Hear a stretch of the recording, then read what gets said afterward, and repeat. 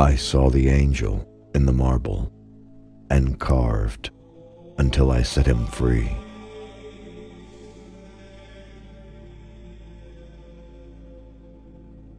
The great danger for most of us lies not in setting our aim too high and falling short, but in setting our aim too low and achieving our mark.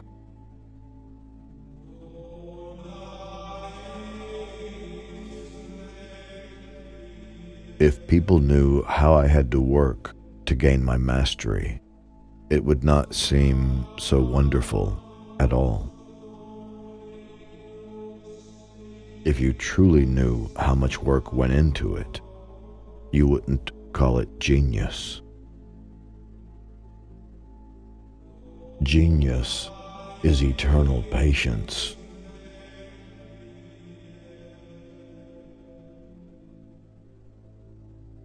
Yet, I am learning.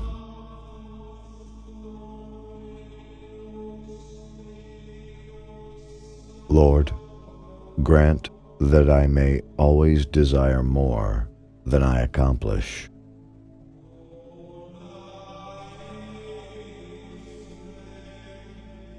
The greatest artist does not always have a concept. A single piece of marble does not itself contain anything. Within its excess, though, only a hand that obeys the intellect can discover it.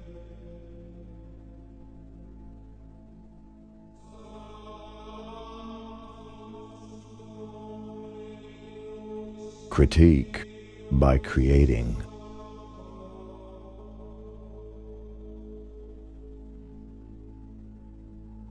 If I am more alive because love burns and chars me, as a fire given wood or wind feels new elation, it's that he who lays me low is my salvation and invigorates the more he scars me.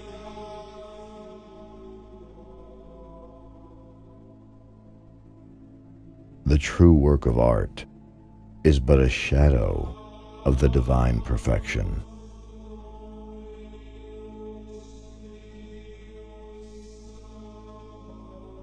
The sculpture is already complete within the marble block.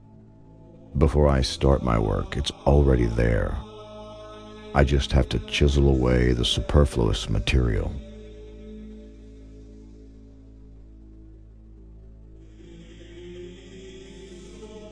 It is necessary to keep one's compass in one's eyes and not in the hand, for the hands execute, but the eye judges.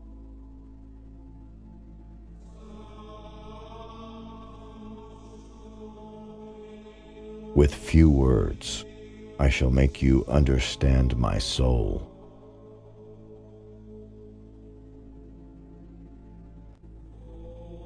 A man paints with his brains, not with his hands.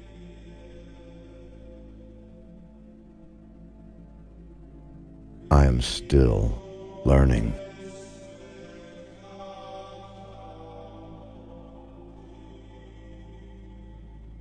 Read the heart and not the letter, for the pen cannot draw near to the good intent.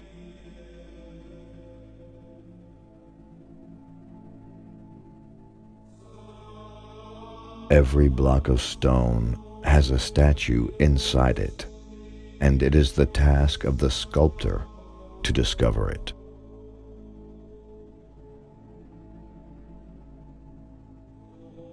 Draw, draw, draw, and don't waste time.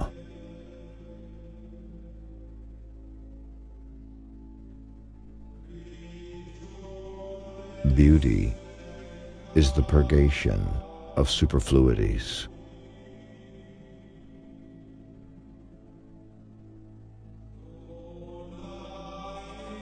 Death and love are the two wings that bear the good man to heaven.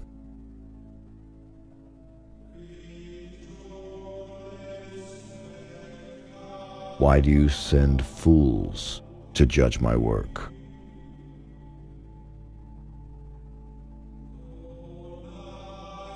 Night, the sweetest time, though black of hue, with peace it forces all the restless work to end.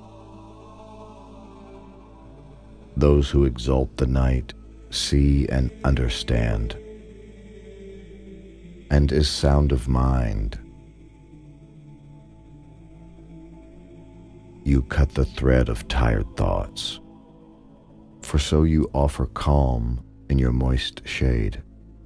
You send this low sphere, the dreams, where we ascend up to your highest, where I long to go.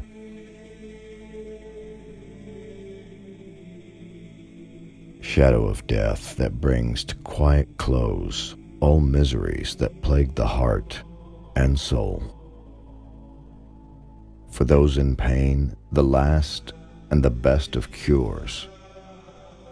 You heal the flesh of its infirmities, dry our eyes of their tears, and shut away our toil, and free the good from wrath and fretting cares.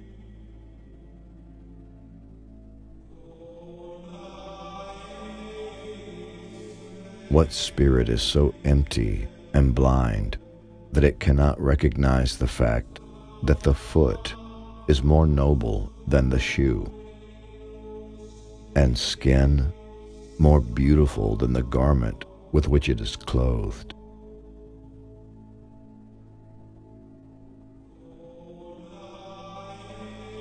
So now, from this mad passion, which made me take art for an idol and a king,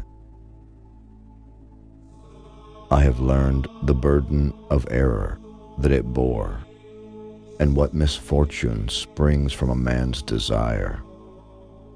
The world's frivolities have robbed me of the time that I was given for reflecting upon God.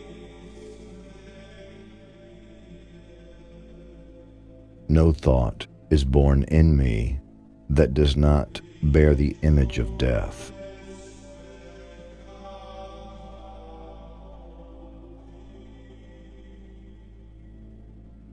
I was never the kind of painter or sculptor who kept a shop.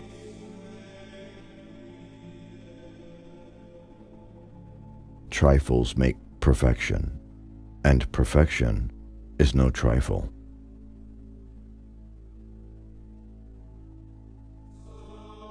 Precious is sleep, better to be made of stone, while the oppression and the shame still last. Not seeing and not hearing, I am blessed, so do not wake me. Hush, keep your voice down.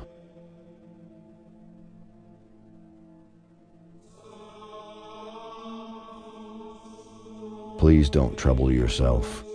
God didn't make us to abandon us.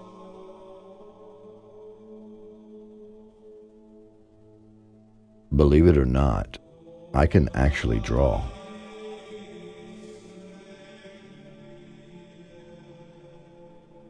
From such a gentle thing, from such a fountain of all delight, my pain is born.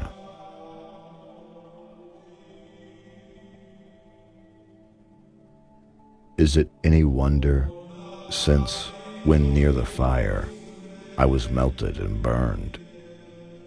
If now that it's extinguished outside me, it besets and consumes me inside, and bit by bit reduces me to ashes.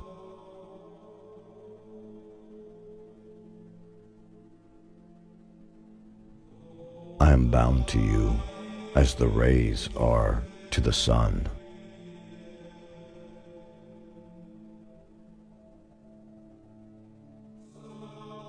But if it so happens, a work under pain of otherwise becoming shameful or false, requires fantasy,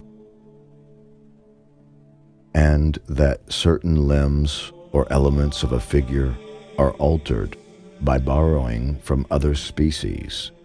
For example, transforming into a dolphin the hinder end of a griffin or a stag. These alterations will be excellent, and the substitution, however unreal it may seem, deserves to be declared a fine invention in the genre of the monstrous.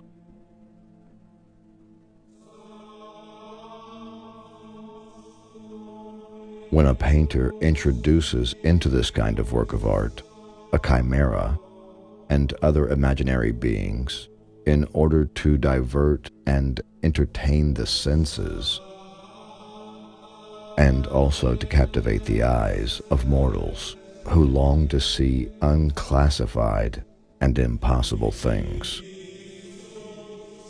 he shows himself more respectful of reason than if he produced the usual figures of man or of animals.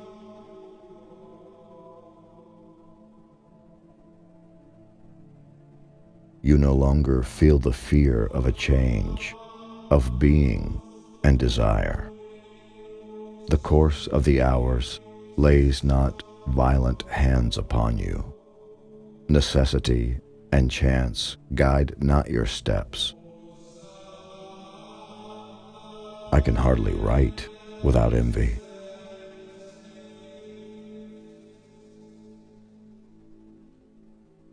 My lady, with chiseled touch, the stone, unhewn and cold, becomes a living mold. The more the marble wastes, the more the statue grows.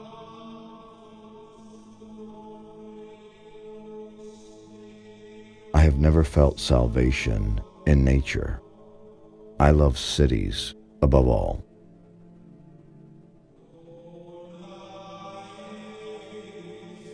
Self-negation is noble. Self-culture is beneficent. Self-possession is manly.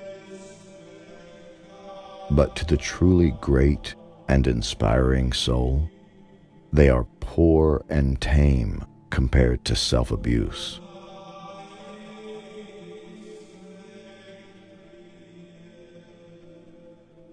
The best artist has that thought alone which is contained within the marble shell. Only the sculptor's hand can break the spell to free the figures.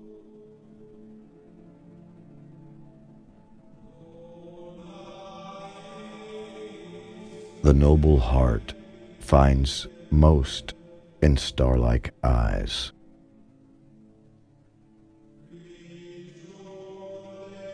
Anyone who follows others never passes them by, and anyone who does not know how to do good works on his own cannot make good use of works by others.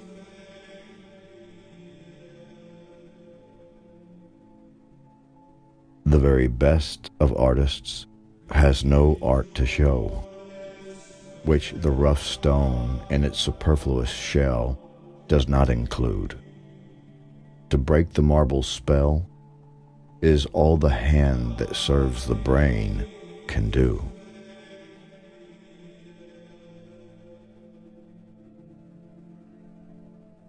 I know well that at this hour I could as easily forget your name as the food by which I live. No, it is easier to forget the food which only nourishes my body miserably than your name, which nourishes both body and soul. Filling the one and the other with such sweetness that neither weariness nor fear of death is felt by me, while memory preserves you to my mind. Think If the eyes could also enjoy their portion, in what condition I should find myself.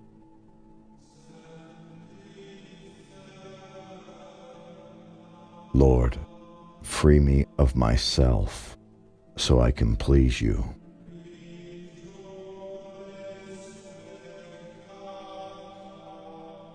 My soul can find no staircase to heaven unless it be through earth's loveliness.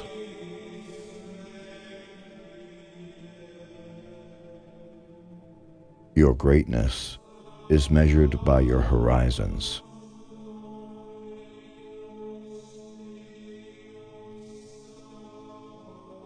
If such a gift I truly have been given, and yet divided, torn, still burn and stray, he is to blame who fashioned me for fire.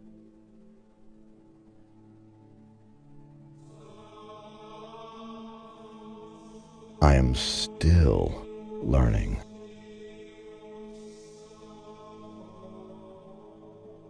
I live in sin. To kill myself I live. No longer is my life my own, but sin's. My good is given to me by heaven, my evil by myself, by my free will, of which I am deprived.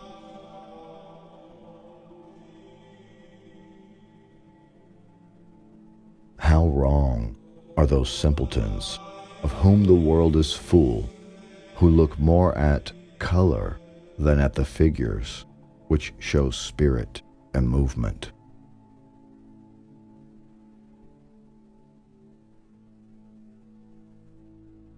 If we have been pleased with life, we should not be displeased with death, since it comes from the hand of the same Master.